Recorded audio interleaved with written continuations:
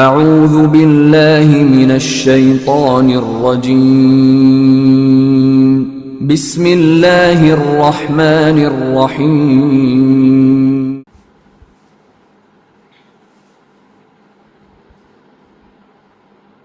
اعوذ باللہ من الشیطان اللعین الرجیم بسم اللہ الرحمن الرحیم الحمد للہ رب العالمین والصلاة والسلام علی نبی الکریم وعلی آلہ الطیبین الطاہرین المعصومین المنتجبین ولعنۃ اللہ علی اعدائہم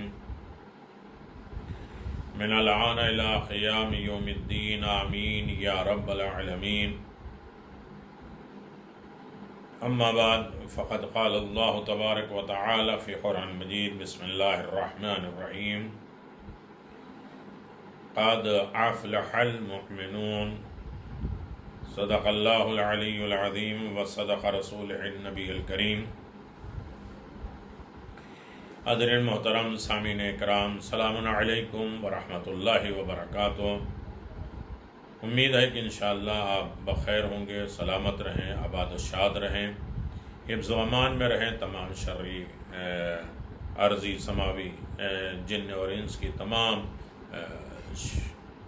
شرار سے آپ حضرات کو اللہ محفوظ رکھے، جسمانی اور روحانی تمام تکلیفوں سے نجات دے دے اور دور رکھے، آپ کی حاجت پوری ہو اور کامیاب رہیں دنیا میں بھی اور آخرت میں بھی۔ زندگی کامیاب اور کامیاب زندگی یقیناً انسان کے کامل ہونے کی علامت ہے، نشانی ہے۔ ہم آپ سے گفتگو کر رہے تھے کامیاب زندگی کے عنوان سے۔ آج وہ اپنے بحمد اللہ 20ویں مرحلے میں داخل ہو رہی ہے، اور جہاں کامیابی کے سلسلے میں آپ حضرات سے بہت سی گفتگویں ہوئیں اور انشاءاللہ جاری و ساری رہے گی آپ کی دعاؤں کے سلسلے سے، لہذا کم از کم سنتے ہیں تو اس کو رسپانس کریے اور بتائیے کہ کیسا ہے، کیسا چل رہا ہے، کچھ رائے مشورے دیجیے کہ اسے اور بہتر کیسے بنایا جا سکتا ہے۔ کامیاب زندگی یقیناً آپ اس میں حصہ لے سکتے ہیں، واٹس ایپ نمبر آپ کے پاس ہے اور اس سے آپ ڈسکس کر سکتے ہیں۔ یقیناً ایصال ثواب کے بھی پروگرام ہو رہے ہیں، دیگر اور عنوانات سے لائیو پروگرام بھی ہو رہے ہیں، درسی پروگرام بھی ہو رہے ہیں، اور یہ ابھی حالات حاضرہ کے اعتبار سے کامیاب زندگی بھی شامل کر رہے ہیں۔ اب اس کے بعد انشاءاللہ قرآنی کامیابی زندگی اور دینی اور اسلامی کامیابی زندگی، ازدواجی کامیابی زندگی اور کامیاب ازدواج، کامیاب ماں باپ، کامیاب اولاد، کامیاب رشتہ دار، سوسائٹی، کون کون سی کامیابی کن کن کے ساتھ ہے، وہ انشاءاللہ آپ حضرات سے گفتگو جاری و ساری رہے گی۔ سو اتنی گزارش ہے کہ اسے سن کر رکھ نہ دیجیے، بلکہ اس کے اوپر تھوڑا سا غور و فکر کر کے اسے اور آگے بڑھائیں اور بتائیں کہ اس میں کیا کمی کمزوری رہ گئی ہے، جسے اور بہتر طریقے سے خدمت دین انجام دیا جا سکتا ہے۔ ہماری کامیاب زندگی کے سلسلے میں گفتگو جاری و ساری ہے۔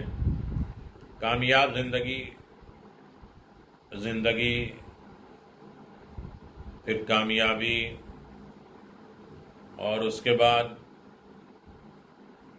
نیت کی اصلاح، عمل کی اصلاح، نیت میں خلوص، عمل میں خلوص، مقصد اور ٹارگٹ کا پورا ہونا، اور تمام حالات زمانے کے اعتبار سے سرخرو ہونا، کامیاب ہونا۔ آج آپ حضرات کی خدمت میں کامیابی کا ایک زینہ اور پیش کرنے کی سعادت حاصل کی جا رہی ہے۔ ہماری یہ خوشی یہ ہوتی ہے کہ ہم ان دنیا میں خوش و خرم رہیں، یہی ہماری خوشی کا ذریعہ ہے۔ ہماری خوشی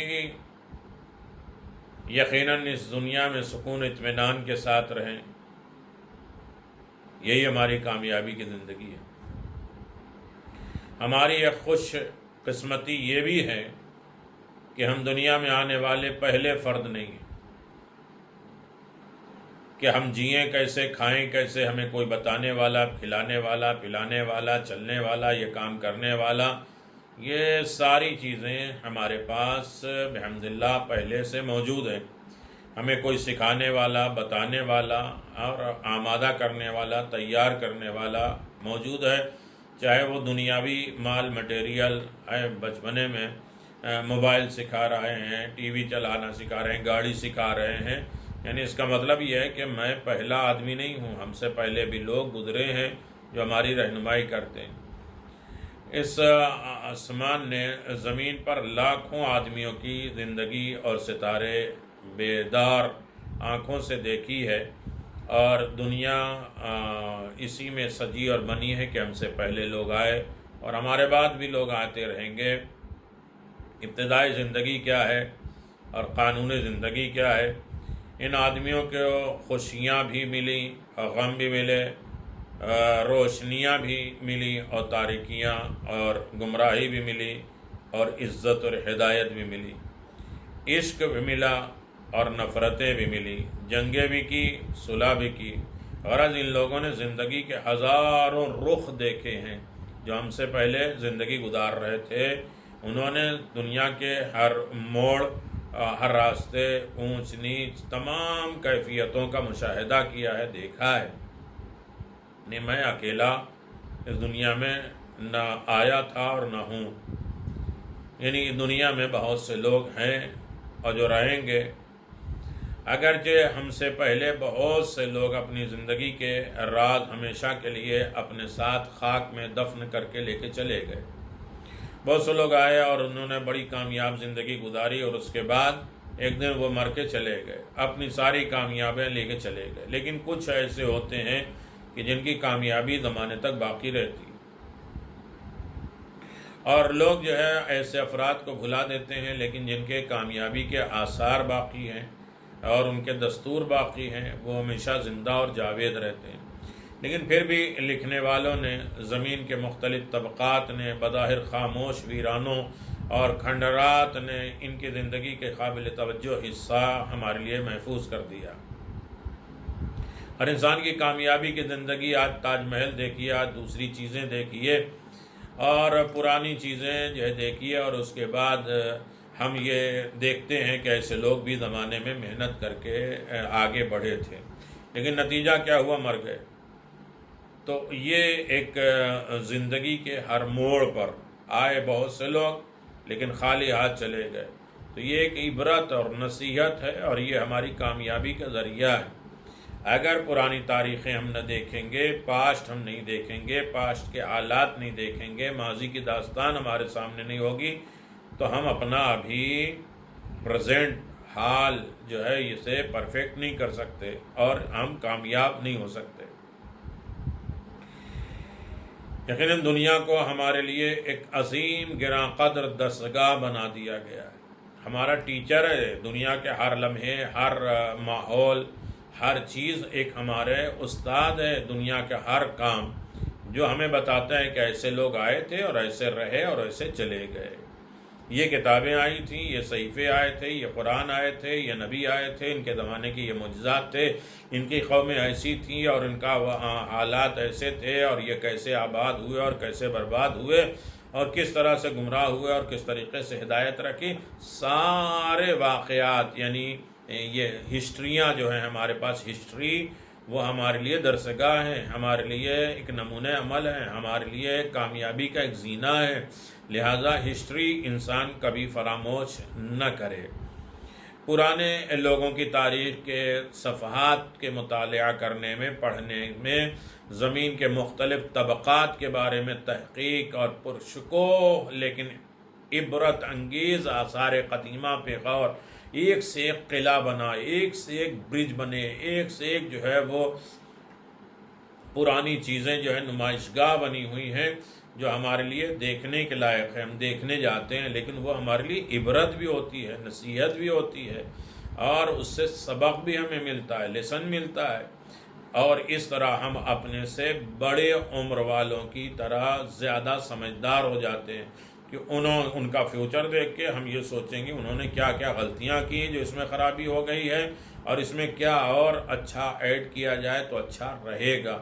تو یہ ساری جو ہے وہ ہسٹری پڑھنے والا، تاریخ جاننے والا، تاریخ پر نظر کرنے والا یقیناً انسان کامیاب ہوگا اور آگے جانے کے لائق بنے گا۔ جہاں انسان خود اکیلا ہوگا اور اس کا کوئی رہنما، کوئی استاد، کوئی اس کا جو ہے وہ پاسٹ نہیں ہوگا اور پاسٹ سے کوئی سبق نہیں لے گا، تو یقیناً وہ کبھی کچھ بھی سیکھ نہیں سکتا اور کامیاب نہیں ہو سکتا۔ ہر انسان نے تجربہ کیا کہ جو بچہ پیدا ہوتا ہے اس کی آواز کیا ہوتی ہے، وہ کیا بولتا ہے، کس ماحول میں رہتا ہے، جس زبان میں، جس لینگویج میں وہ پیدا ہوا ہے، اور وہیں کی زبان سیکھ لیتا ہے۔ باقی بڑے ہونے کے بعد اسے پڑھتا ہے، لکھتا ہے تو دوسری زبانیں سیکھتا ہے۔ ایک بچہ پیدا ہوا، انہوں نے کہا کہ اس کے سامنے کوئی نہیں آئے گا اور کوئی نہیں بولے گا، دیکھیں پھر یہ کیا سیکھتا ہے۔ اس کو ایک کمرے میں بند کر دیا گیا اور اس کے بعد دروازہ کھول کے اسے کھانا دے دیا جاتا تھا، بند کر دیا جاتا تھا۔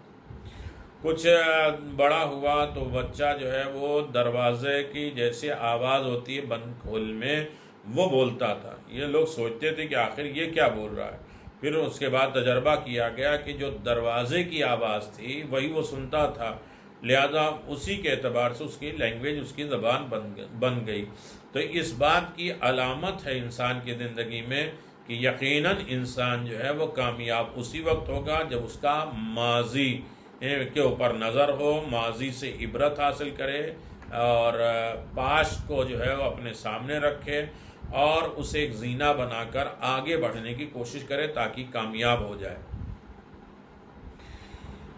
کیا ایسا نہیں ہے کہ پوری زندگی کا حاصل تھوڑا بہت تجربہ ہی کافی ہے؟ پوری لائف میں ہر انسان کہتا ہے ارے کچھ بھی نہیں، ہمیں سمجھ بھی نہیں آتا، اچانک ایک چیز نے مجھے متوجہ کر دیا اور ہم اس راستے پہ آ گئے، اس لائن پہ آ گئے۔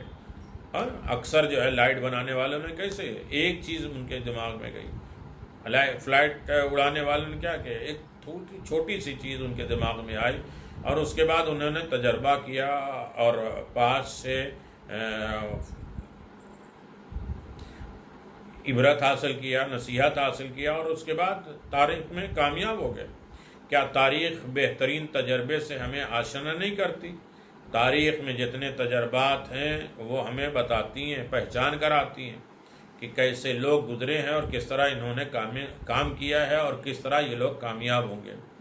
کیا تاریخ گزشتہ قوموں کو مکمل طور پہ دکھانے والا ایک آئینہ نہیں ہے کہ پچھلے تمام لوگوں کی زندگی، ہسٹری ایک آئینے کے طور پہ ہمیں دکھایا جا رہا ہے؟ قرآن کے پورے واقعات آپ دیکھ لیجئے، آدم کا تذکرہ اس میں ہے، نوح کا تذکرہ اس میں ہے، دیگر انبیاء اور مرسلین اور یہ قومیں اور وہ قوم، یہ عذاب، یہ داستان، یہ کیوں بیان کیا جا رہا ہے؟ تاکہ ہمیں عبرت اور نصیحت اور عقل مندوں کے لیے بہترین راستہ مل سکے۔ اور یہ سارے واقعات صرف کہانی کے طور پہ نہیں، ایک عبرت، ایک نصیحت ہے، کامیابی کے لیے آمادگی ہے، یہ تجربہ ہے۔ انسان پڑھے تو تاکہ وہ غلطیاں نہ کریں اور جو اچھائیاں ہیں اسے اپنانے کی کوشش کرے تاکہ انسان کامیاب ہو جائے۔ وہ جو قوم جو گزری ہے ان کے قوم کی بدبختی، نالائقی، کمظرفی اور اس کے برے انجام اور ان کی کامیابی، کامرانی کے اسباب کا عکس دکھائی دیتا ہے، بالکل شیشے میں دکھائی دیتا ہے کہ کیسے کامیاب ہوئے اور کیسے ناکام ہوئے۔ آسمانی کتابیں قرآن مجید میں آپ دیکھ لیے یہ حکم موجود ہے کہ ہم گزشتہ اقوام کی زندگی کا مطالعہ کریں اور ان کی زندگی کی خصوصیت سے درس عبرت حاصل کریں۔ سورہ روم آیت نمبر 9 میں ہے، کہا کہ پرانی ہسٹری دیکھو، پرانی قوموں کو دیکھو اور اس سے زندگی کی خصوصیتیں حاصل کرو، امپورٹنس جانو، اس کی اہمیت جانو اور اس سے عبرت اور نصیحت حاصل کرو۔ یہ قرآن کہہ رہا ہے۔ امیر المؤمنین علی بن ابی طالب علیہ السلام فرماتے ہیں، میرے بیٹے، اگرچہ میں گزشتہ قوم، پچھلی قوم، گزر جانے والی قوموں کا ہم عصر نہیں ہیں، اس زمانے میں نہیں ہیں، لیکن میں نے ان کی تاریخ کا غور سے مطالعہ کیا، پڑھا ہے ان کی ہسٹری اور اس طرح میں زمانے کے اونچ نیچ قوموں کے قوانین سے واقف ہوا ہوں۔ آپ دیکھیے کہ آج مجلس، مصائب، ہدایت، فضائل، یہ ساری چیزیں کہا جاتا ہے نا خیبر خندق نہ پڑھو، کیوں نہیں پڑھیں بھائی؟ پرانی یہ کہانی نہیں ہے، یہ ہمارے لیے عبرت، نصیحت اور پیغام اور کامیابی کا ایک حصہ ہے۔ اگر بڑے خیبر خندق جانتے ہیں تو چھوٹے جو مجلسوں میں آتے ہیں وہ تو نہیں جانتے، ان کے لیے بھی ایک زندگی میں نمونہ ہے۔ اور امیر المومنین فرماتے ہیں کہ ان کی تاریخ پر اس طرح مسلط ہوں، یعنی ان پر یہ گامزن ہوں، قبضہ کیے ہوئے پرانی تاریخوں پر، گویا میں نے ان کے ساتھ زندگی گزاری، ہر زمانے کے حالات میرے سامنے ہے، اسی لیے تو میں کامیاب ہوں۔ ہر زمانے میں نے لوگوں کی مدد کی، نبیوں کی مدد کی۔ یہ مولا کائنات اپنے بچوں کو وصیت اور نصیحت کر رہے ہیں۔ تاریخ موجود ہے، نسل کی بہترین رہنما، بہترین لیڈر۔ تاریخ پڑھانا فزکس اور کیمسٹری پڑھانے سے کئی گنا زیادہ مشکل ہے۔ تاریخ، ہسٹری مشکل ہے۔ فزکس اور کیمسٹری میں فارمولے ہوتے ہیں، اگر استاد فارمولوں پر دسترس اور قبضہ اور کنٹرول اور پورے اختیار نہیں رکھتا تو وہ اچھی طرح پڑھا سکتا ہے۔ فارمولے پہ جانتا ہوگا تو پڑھا سکتا ہے، فارمولہ نہیں جانتا ہوگا تو نہیں پڑھا سکتا۔ لیکن تاریخ کے لیے غور، تحقیق، کوشش، صحیح نتیجے تک پہنچنا لازم ہے۔ تاریخ کے استاد جب تک اس کی صلاحیت کی خرد اور صلاحیت کی خود محسوس نہ کریں، اس وقت تک وہ تاریخ پڑھانے کا حق نہیں رکھ سکتے۔ ہسٹری پڑھانے والے پہلے وہ تاریخ کو جانیں، سمجھیں، اور اس کے بعد اس کی تحقیق کریں، اس پر غور و فکر کریں اور اسے محسوس کریں، تب تو وہ پڑھا سکتے ہیں۔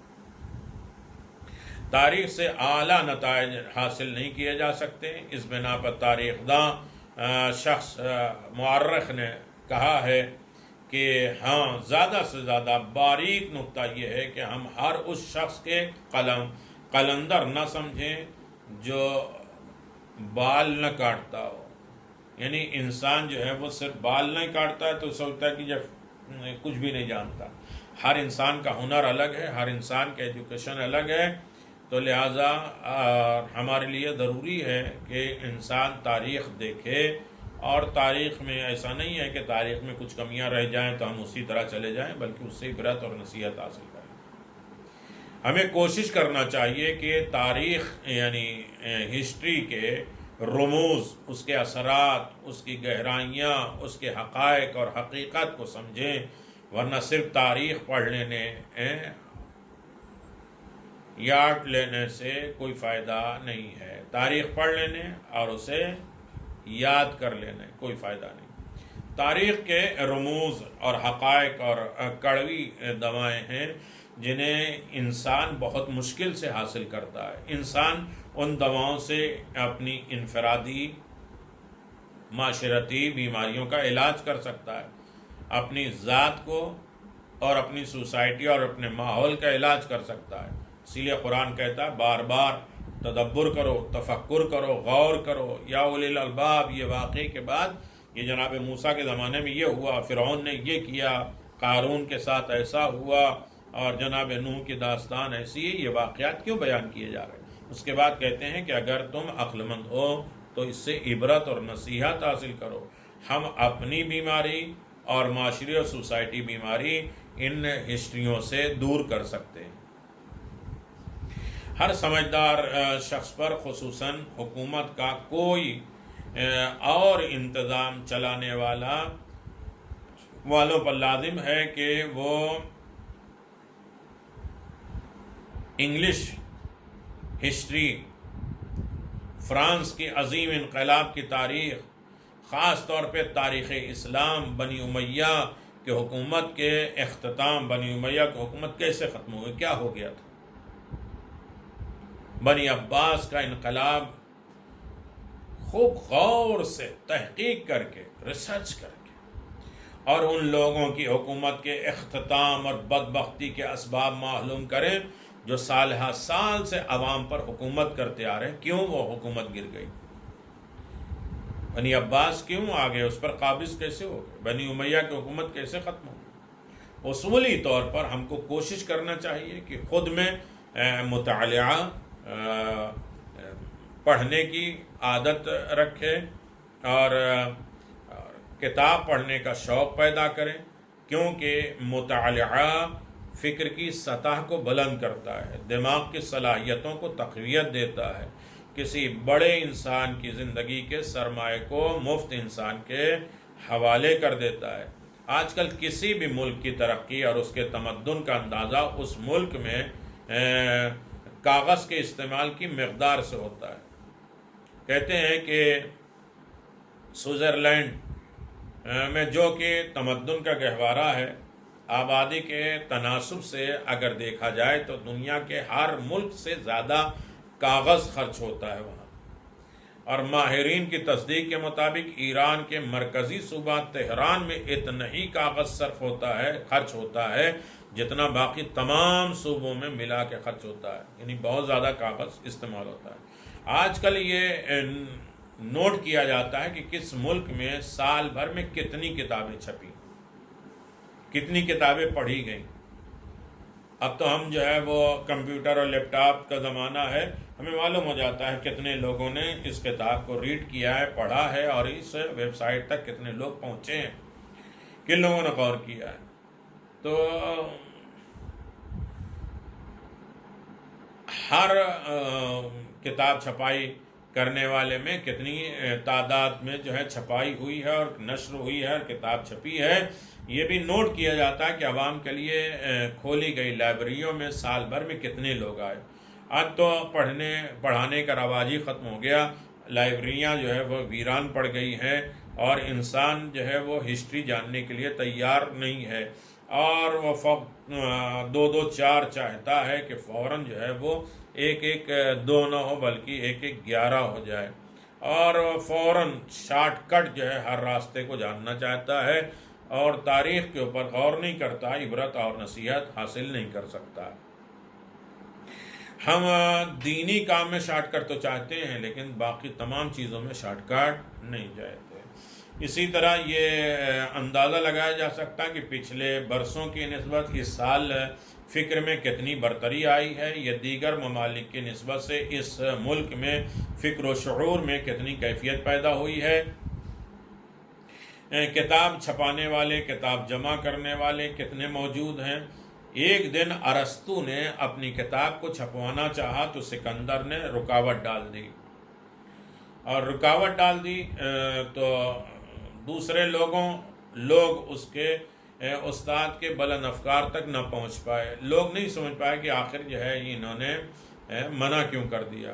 ارسطو نے کتاب چھپانے، درمیانی صدی میں پوپ اور پادریوں نے خاص لوگوں کے لیے علمی انجمن تشکیل کی، گروہ بنایا، عوام کے لیے کتاب پڑھنا ممنوع قرار دے دیا کہ لوگ جو ہے کتاب نہیں پڑھیں، جیسے آج بھی ہے۔ کسی کو قائل کرو کہ دیکھیں دین اسلام میں ایسا ہے، روزہ اس وقت کھلتا ہے، اور یہ نماز میں ایسا ہوتا ہے، وضو ایسے کیا جاتا ہے، سب کچھ وہ مان لے کے ان کی کتابوں سے دے دیا جاتا ہے یہ، اور وہ مان بھی جاتے ہیں۔ پھر اپنے عالم کے پاس جاتے ہیں تو عالم کیا کہتے ہیں کہ یہ کتاب یہاں رکھو، کتاب نہ پڑھو، جو میں کہہ رہا ہوں وہ پڑھو۔ تو اس طرح بے دینی ہے کہ کتاب سے پڑھنے سے منع کیا جا رہا ہے، تاکہ وہ عوام کی نادانی اور جہالت سے زیادہ فائدہ اٹھا سکیں اور ان پر بہتر طریقے سے مسلط رہ سکیں۔ ایک اچھی کتاب اخلاق سنوارتی ہے، شخصیت کی تعمیر کرتی ہے، شخصیت بناتی ہے۔ کتاب زندگی کے اسرار اور رموز سکھاتی ہے، لیکن بے فائدہ کتاب پڑھنے سے گریز کرنا چاہیے، کیونکہ ایسی کتابیں ذہنی صلاحیت کو کم کرتے ہیں۔ ایک دانشور نے کہا کہ مجھے بتاؤ کہ تم کیا پڑھتے ہو تاکہ میں بتا سکوں کہ تم کیا ہو۔ کسی کو پڑھنے کے لیے، کسی کو جانچنے کے لیے یہ بولیے کہ تم کیا پڑھتے ہو، پھر معلوم ہو جاتا ہے کہ وہ انسان کیا ہے۔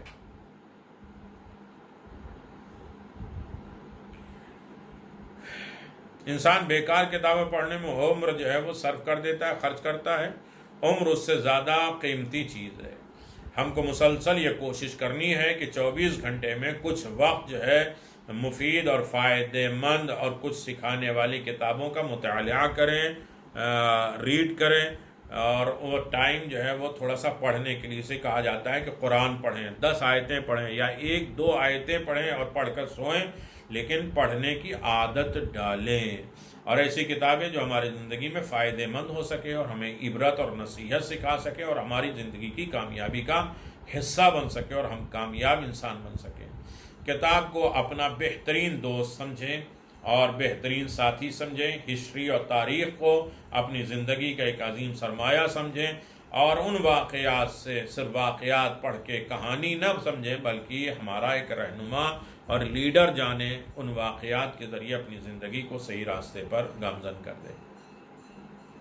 کتاب سے بہتر دنیا میں کوئی دوست نہیں ہے، اور کتاب کے علاوہ زمانے کے غم کدہ میں کوئی غم خوار نہیں ہے۔ تنہائی کے گوشے میں اس کے ساتھ ہر لمحے 1000 راحت ہے اور کوئی زحمت نہیں ہے۔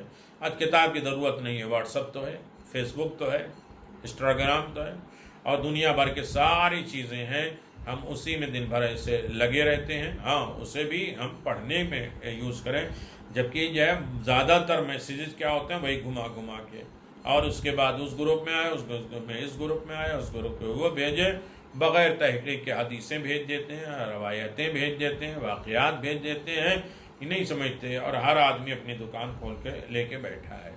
تو لہذا پڑھنے کی عادت تو ختم ہو چکی ہے، لیکن کم از کم واٹس ایپ میں بھی قرآن، دعا، اعمال، جبکہ میری رائے یہ ہے کہ قرآن کو موبائل میں نہ پڑھیں تو بہتر ہے، اس لیے کہ حاملان قرآن کے لیے 9 فضیلتیں ہیں۔ قرآن کو اٹھانا، قرآن کو دیکھنا، قرآن کو چومنا، قبلہ رخ ہونے کے بیٹھنا، پاک و طاہر ہو کے قرآن پر غور و فکر کرنا، رحمت کی آیت آئے تو غور کرے کہ اس میں ہم شامل ہیں یا نہیں، اور کوئی عذاب کی آیت آئے تو غور کرے کہ کہیں ہم اس میں شامل تو نہیں ہیں، اور اس سے پناہ مانگے، عبرت حاصل ہے۔